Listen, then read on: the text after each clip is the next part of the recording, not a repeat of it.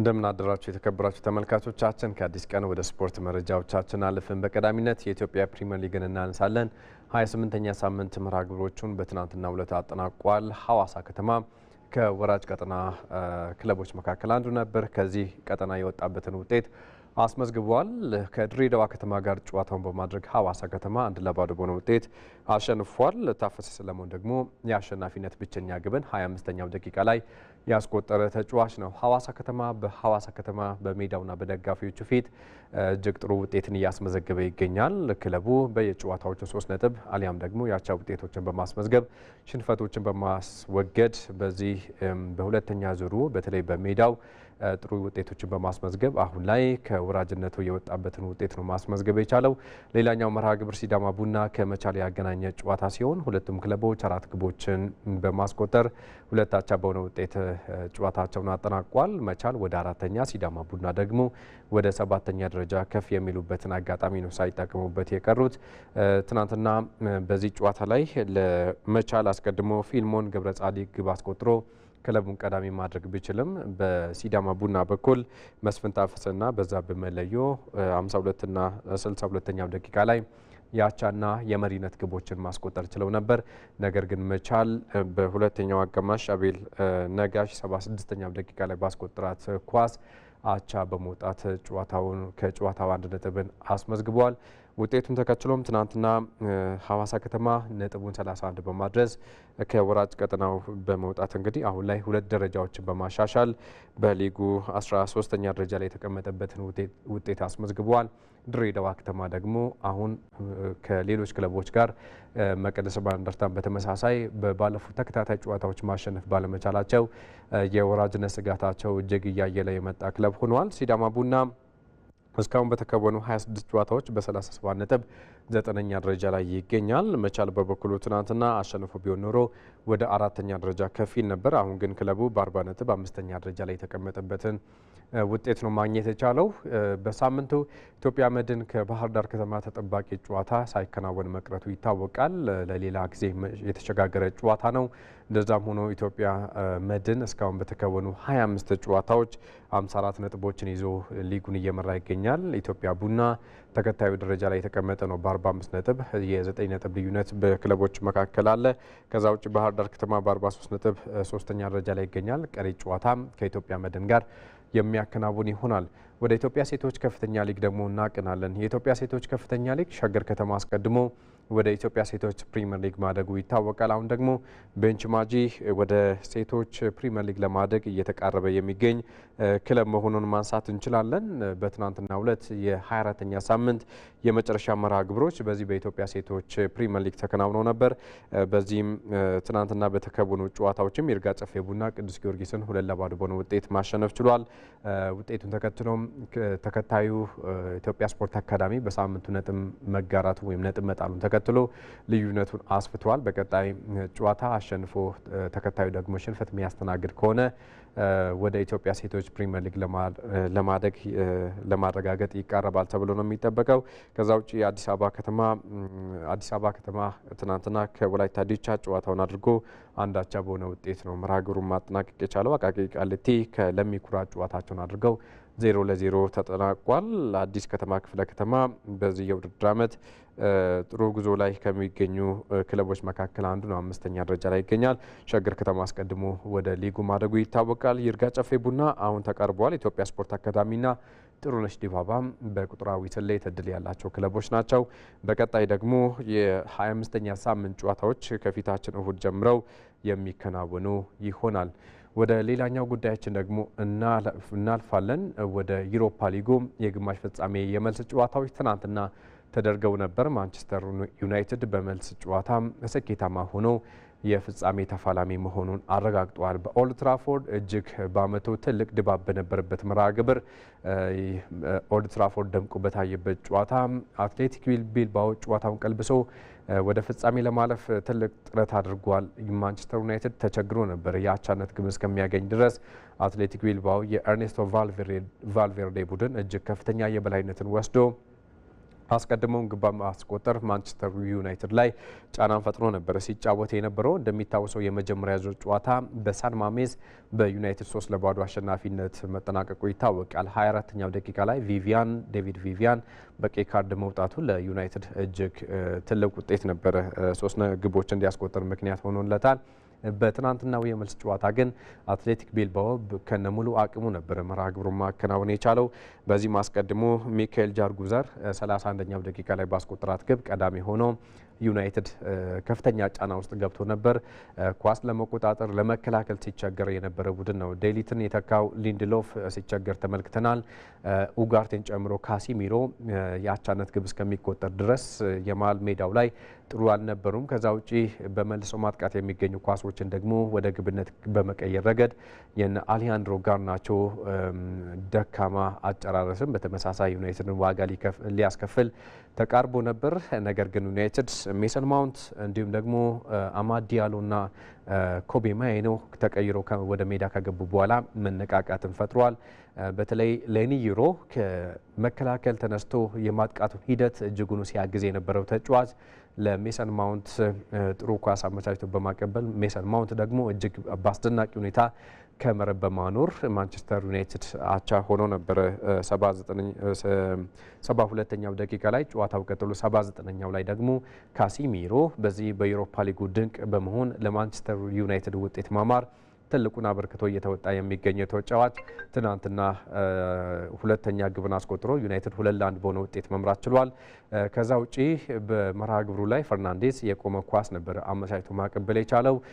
ጨዋታው ቀጥሎ ሶስተኛ ግብን ዳግም ሜሰን ማውንት አስቆጥሯል፣ ሆይሉንድ አስቆጥሯል። 85ኛው ደቂቃ ላይ ዮሮ እየገፋ በመምጣት ለአማድ ዲያሎ የሰጠውን ኳስ ነበር አማድ ዲያሎ ለሆይሉንድ አቀብለው። እንግዲህ የፊት መስመር አጥቂው ብቸኛው አማራጭ ሆኖ እያገለገለ የሚገኘው ተጫዋች ትናንትና ሶስተኛ ግብን ማስቆጠር የቻለው። ከዛ ውጭ ሜሰን ማውንት 91ኛው ደቂቃ ላይ ደግሞ ሌላ እጅግ ማራኪ ግብን ነበር ማስቆጠር የቻለው። ግብ ጠባቂው ተሳስቶ ከግብ ክልል ወጥቶ ወደ ኳሱን ወደ ማንቸስተር ዩናይትድ ክልል የመታው ኳስ ቀጥታ ሜሰን ማውንት እግር ስር አርፋ ሜሰን ማውንት ደግሞ ከርቀት ነበር ግቡን ማስቆጠር የቻሉና እንግዲህ ማውንት ከረዥም ጊዜ በኋላ ድንቅ ብቃቱን ያሳየበት ጨዋታ ነበር።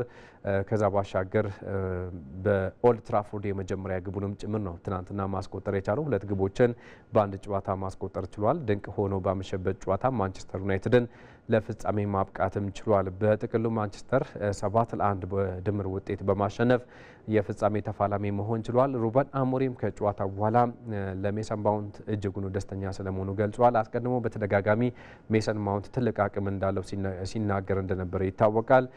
እሱ ግብ ሲያስቆጥርም ተጠባባቂ ቦታ ላይ የነበሩ አሰልጣኙን ጨምሮ ከፍተኛ ደስታቸውን ሲገልጹ እንደነበር ተመልክተናል።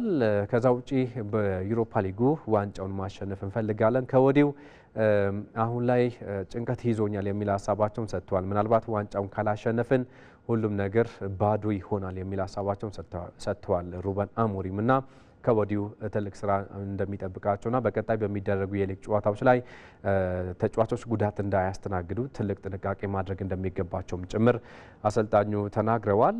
ከዛ ባሻገር ዩናይትድ ዋንጫውን አሸንፎ የሻምፒየንስ ሊግ ተሳትፎ ማግኘት እንደሚገባም ጭምር አንስተዋል። አንጄ ፖስቴኮግሉም በተመሳሳይ እንደኔ አስቸጋሪ ጊዜን እያሳለፈ ይገኛል። ስለዚህ በፍጻሜው ከቶተናም ከአንጄ ፖስቴኮግሉ ጋር ትልቅ ፍልሚያ፣ ትልቅ ጨዋታ፣ ጥሩ መርሃ ግብር የፍጻሜ ጨዋታ ይኖረናል ብዬ አስባለሁ ሲልም አሰልጣኙ ሀሳቡን ገልጿል። በአውሮፓ መድረክ በሁሉም መድረኮች በአውሮፓ ሻምፒዮንስ ሊግ፣ ዩሮፓ ሊግና ሌሎች ኮንፈረንስ ሊግን ጨምሮ በእድሜ ትንሹ ለፍጻሜ በቃ አሰልጣኝ መሆን ችሏል ሩበን አሞሪም። ሌላኛው ጨዋታ በቶተናምና ቦዶ ግሊምት መካከል የተከናወነ ጨዋታ ነው። የመልስ ጨዋታ ወደ ኖርዌይ በማቅናት ነበር ቶተናም ጨዋታውን ማከናወን የቻለው። አስቀድሞ 3-1 በሆነ ውጤት ቶተናም ሆትስፐር ሜዳ ላይ ማሸነፉ ይታወቃል። ከሜዳ ውጭ ሲጓዝ ብዙ ነገሮች ሊያስቸግሩት ይችላሉ ሲባል ነበረ። ቶተናም አንደኛው የሜዳ ጉዳይ ነው። ሜዳው ሰው ሰራሽ ነው። ተፈጥሮ አለመሆኑን ተከትሎ ቦዶ ግሊምት ይህንን እድል ሊጠቀም ይችላል ተብሎ ሲገመት ነበር። አስቀድሞም ተጫዋቾች የቦዶ ይህንን ሀሳባቸውን ሲጋሩ ነበር። ነገር ግን ቶተናም 2-0 በሆነ ውጤት አሸንፏል። በድምር ውጤት 5-1 በመርታት ፍጻሜውን የተቀላቀለ ቡድን ነው። እንግዲህ በዚህ ጨዋታ ላይ ሶላንኬ ዳግም ግብ ማስቆጠር ችሏል። ከዛ ውጪ ፔድሮ ፖሮ ሌላኛውን ግብ ያስቆጠረ ተጫዋች ነው። 63 እና 69ኛው ደቂቃ ላይ ነበር የአሸናፊነት ግብን ማስቆጠር የቻሉት እነኚህ ተጫዋቾች። ቶተናም ወደ ስፍራው ሲያቀና ከፍተኛ ቀዝቃዛ የአየር ንብረት መኖሩን ተከትሎ የአውሮፓ ታላላቅ ክለቦች ወደ ኖርዌይ ሲያቀኑ እጅጉን ይፈተናሉ። ቦዶም በተደጋጋሚ በዚህ የአየር ንብረትና በሜዳው ተጠቃሚ መሆኑን ተከትሎ ይህንን አድቫንቴጅ እድል ሊጠቀም ይችላል ተብሎት ነበር። ነገር ግን ቶተናም በድል በመወጣት ወደ ፍጻሜ ማቅናት ችሏል። አሰልጣኝ አንጄ ፖስቴኮግሉ በእንባ ታጅቦ ነበር ትናንትና።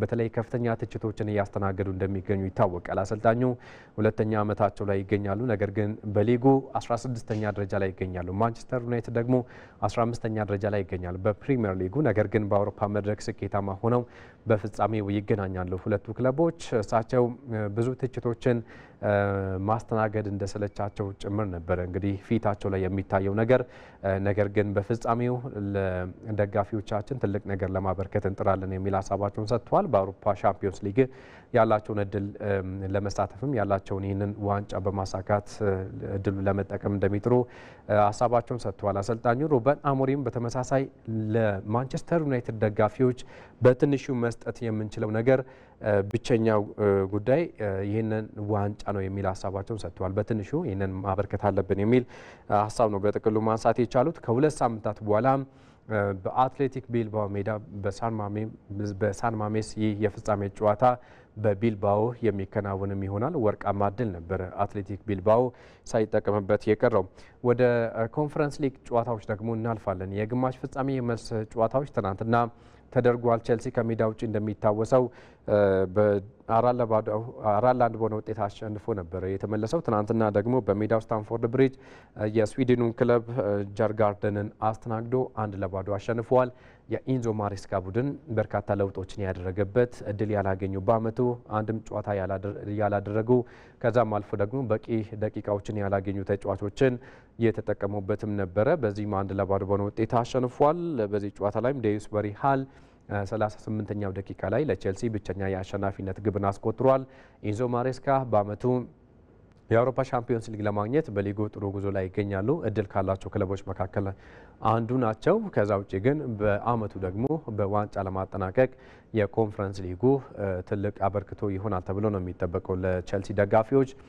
ስለዚህ ከጨዋታው በኋላ ባነሱት ሀሳብም ዋንጫውን አሸንፈን አመቱን በጥሩ ጎን ማጠናቀቅ እንፈልጋለን የሚል ሀሳባቸውን ሰጥተዋል። 5-1 በሆነ ውጤት ድል ማድረግ ችሏል የስዊድኑን ክለብ። በቀጣይም ከሪያል ቤቲስ ጋር የፍጻሜ ጨዋታ የሚያከናውኑ ይሆናል። የሪያል ቤቲስ እና የፊዮሬንቲናን ጨዋታ ስናነሳ በሪያል ቤቲስ ሜዳ በተከወነው የመጀመሪያ ዙር ጨዋታ የማኑኤል ፔሌግሪኒ ቡድን 2-1 በሆነ ውጤት ማሸነፉ ይታወሳል። የመልስ ጨዋታ ደግሞ በፍሎረንስ ከተማ ነበር የተከናወነው። ፊዮሬንቲና 1-0 ሲመራ ነበር በጨዋታው። አንቶኒ ዳግም የዴቪድ ዴሃ መረብ ላይ ኳስን ከመረብ አገናኝቷል። እንግዲህ አንቶኒ በውሰት ከማንቸስተር ዩናይትድ ሪያል ቤቲስን ከተቀላቀለ በኋላ እጅግ አስደናቂ ጊዜያቶችን እያሳለፈ ይገኛል። በዚህ በሶስት ወራት ቆይታው በርካታ ግቦችን አስቆጥሯል። ግብ የሆኑ ኳሶችንም አመቻችቶ አቀብሏል። በመጀመሪያ ዙር ጨዋታ ግብ ማስቆጠሩ ይታወቃል። በዚህ በመልስ ጨዋታ የመጀመሪያ ግብን ከቅጣት ምት እጅግ አስደናቂ ኳስ ነበር ማስቆጠር የቻለው። ከዛም አልፎ ደግሞ ፊዮሬንቲና ተከታታይ ግቦችን በማስቆጠር በጎሰንስ አማካኝነት 34ኛውና 42ኛው ደቂቃ ላይ 2-1 ወደ መምራት ተሻግረዋል።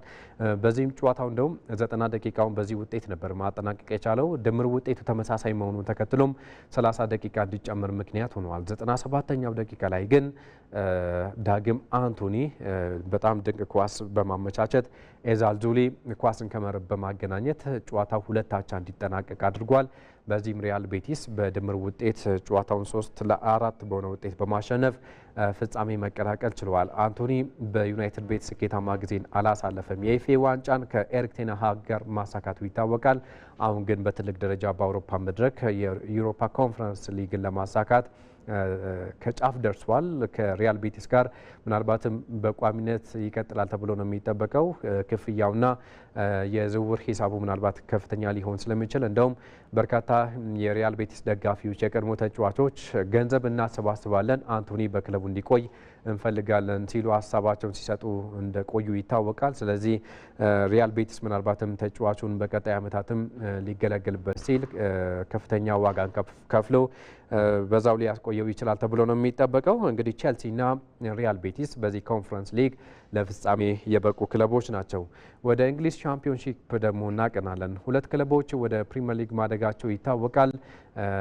አሁን ደግሞ እነሱን ተከትሎ ወደ ፕሪሚየር ሊጉ የሚያድግ ሶስተኛ ክለብ ሊለይ የጥሎ ማለፍ ጨዋታዎች እየተከናወኑ ይገኛሉ። ትናንትና የመጀመሪያ ጨዋታ በብሪስቶል ሲቲና በሼፊልድ ዩናይትድ መካከል ተደርጓል። ያንን ተከትሎም ሼፊልድ ዩናይትድ ከሜዳ ውጭ ተጉዞ 3-2 በሆነ ውጤት አሸንፏል። በጨዋታው ብሪስቶል ሲቲ በሜዳው ነበር ጨዋታውን ያከናወነው በአሽተን ጌት ስታዲየም። ነገር ግን አስቀድሞ በቀይ ካርድ 45ኛው ደቂቃ ላይ ዲኪ ከሜዳ መውጣቱ ለሼፊልድ ዩናይትድ ድሉን እንዳሰፋ ነው ማንሳት የሚቻለው። ቡሮስ ፍጹም ቅጣት ምቱን አስቆጠረ። ከዛ ውጪ ብሩክስና ኦሃሪ ደግሞ ተጨማሪ ኳሶችን በማስቆጠር በጥሎ ማለፉ ሼፊልድ የመጀመሪያ ዙሩን ጨዋታ ከሜዳ ውጭ ተጉዞ 3-2 በሆነ ውጤት አሸንፏል። የመልስ ጨዋታ ከ5 ቀናቶች በኋላ ይከወናሉ። በዚህም ሼፊልድ በሜዳውና ደጋፊዎች ፊት ይህንን ካሳካ ከቆይታ በኋላ ወደ ፕሪሚየር ሊጉ ለመመለስ እድሉን የሚያመቻች ነው የሚሆነው። ዛሬ ምሽት እንዲሁ በዚህ በጥሎ ማለፉ ጨዋታ ኮቨንትሪ ሲቲ ከሰንደርላንድ የመጀመሪያ ጨዋታቸውን በኮቨንትሪ ሲቲ የሚያከናውኑ ይሆናል። እንግዲህ ከአራቱ ክለቦች አንደኛው ሊድስ ዩናይትድን በመከተል ከሻምፒዮንሺፑ ወደ እንግሊዝ ፕሪሚየር ሊግ የሚያድጉ ይሆናል። ዛሬ የጣሊያን ሴሬ የሳምንቱ የመጀመሪያ ጨዋታ በኤሲ ሚላንና ጄኖዋ መካከል ይደረጋል። እጅግ ትልቅ ጨዋታ ነው። ጄኖዋ የአውሮፓ ሻምፒዮንስ ሊግ ተሳትፎ ለማግኘት ጥረት እያደረገ ይገኛል። በተመሳሳይ ኤሲ ሚላን የአውሮፓ መድረክ ተሳትፎ ለማግኘት በሊጉ 9ኛ ደረጃ ላይ እንደሚገኝ ይታወቃል። ስለዚህ ይህንን ለማሳካት ጥረት ያደርጋል።